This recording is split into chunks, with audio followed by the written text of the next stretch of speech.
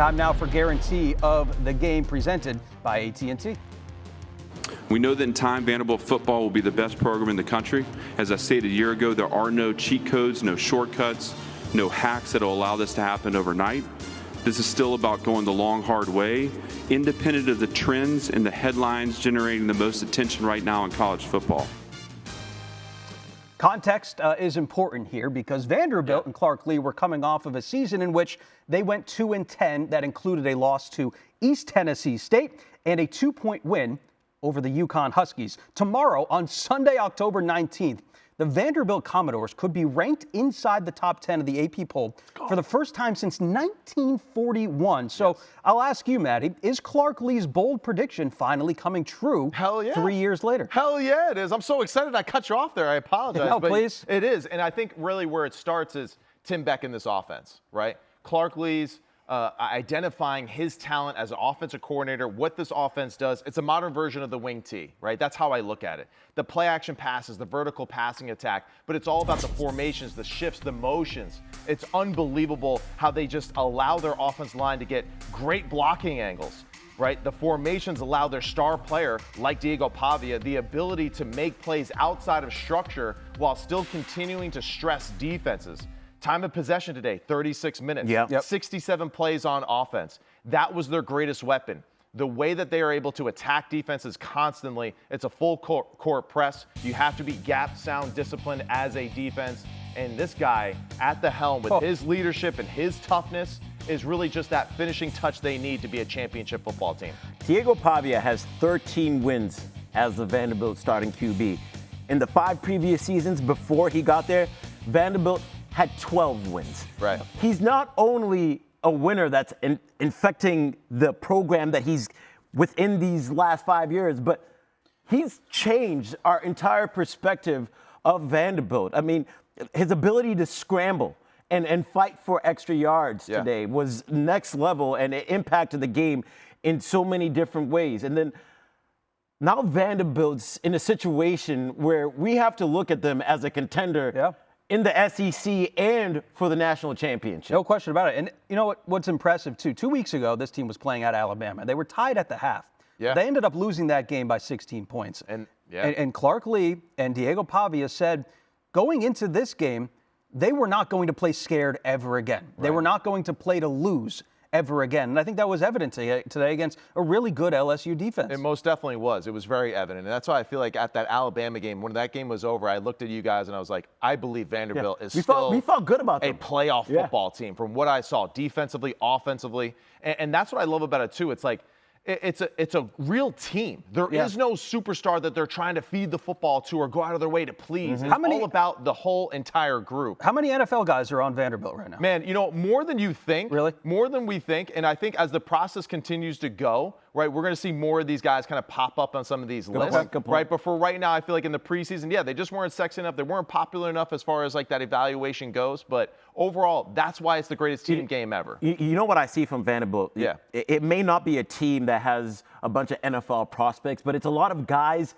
that execute and play well together. They understand what the coach wants of them. And sometimes that makes all the difference. You can have talented players who can take over a game and it may be a broken play. They can improvise and do this and do that. But what you need is guys who are in the spots that they're supposed to be when the coach wants them to be there. The reason why they lost to Alabama is because they turned the ball over twice in the red zone when they were in scoring position and gave Alabama 10 points off of 10 points off of turnovers. In this game, they took care of the ball. 0 turnovers. They dominated the line of scrimmage, 239 yards rushing towards LSU's 100. The time of possession, you spoke about that as well. They got after the quarterback.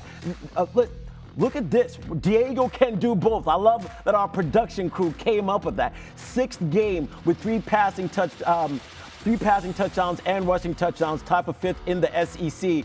But this guy is a 5'10 quarterback that plays with such a fire. And I love the comparison that you gave us the other week, Matt, where you said he's like a Baker Mayfield. Dude, he is. He is the Baker Mayfield of college football. And just, it's not about the flash. It's just about being gritty and just willing your team to victory.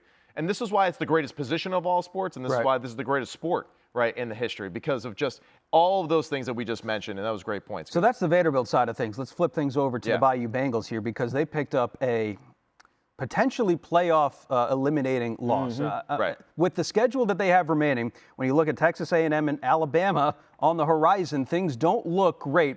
The outlook of the LSU Tigers and Brian Kelly, who, Scoob, is 5-10 against ranked opponents at LSU. What do you think the panic meter should be for LSU fans right now? Well, your season's not completely over yet because we've learned that anyone can lose at any given time. But if there was like green, orange, and red, I'll be right between orange and red if I was an LSU fan because you can't predict the future, so you're not going to say, all right, we're completely screwed. But what I will say is I'm concerned now with the future of this program under Brian Kelly. Because we know he left Notre Dame to go to LSU where he felt like he could compete for national championships more. Right. But now what we're seeing is Notre Dame has been in the playoff. Notre Dame has competed for a national championship. And Brian Kelly is still trying to find his way into the postseason. Yeah. And you're losing these games that are high-stakes games. And I don't know if there's He maybe has one signature win that I can think of with Jaden Daniels in Alabama when they beat them. But besides that, I can't give you anything else. And you have prolific players on that roster. I think the biggest issue I have with LSU is that, well, to me, I felt like this was coming, right? It was only a matter of time before they were going to get got, right? Offensively, just not good enough. 12th in total offense in the SEC, 8th in passing with 258, 16th in rushing. Right? That's just not good enough football. 12th in scoring, average of 25 points per game, and that's inflated with the Southeast Louisiana victory with 50 points. So the offense, just everything is so difficult for them to move the football. We see that Garrett Nussmeier is talented, but just it's too hard for them to create explosive plays and to keep up with some of these teams that we saw against Vanderbilt today. The offensive line play, and the running ability is not there for this team, in my opinion, to make a run in a national championship. After regular season finishes of 9-3, 9-3, and 8-4 to begin his tenure at LSU, I think they might be lucky to get back to that point. But you mentioned it, Scoop. Back at Notre Dame, his last 4 years there, 11-1, 10-0, 10-2, 12-0. Right. But look, if Ed Orgeron and Les Miles can win national championships at LSU, a coach like Brian Kelly, or at least his caliber, that's the standard. That's the standard. That's what they want. That's the expectation. But Vanderbilt is set up to make a push to make it to Atlanta and play in an SEC championship. You want this, you got that. No way, watch them walk right past you. Run fast while you have the chance. Don't speak, let them look right at you.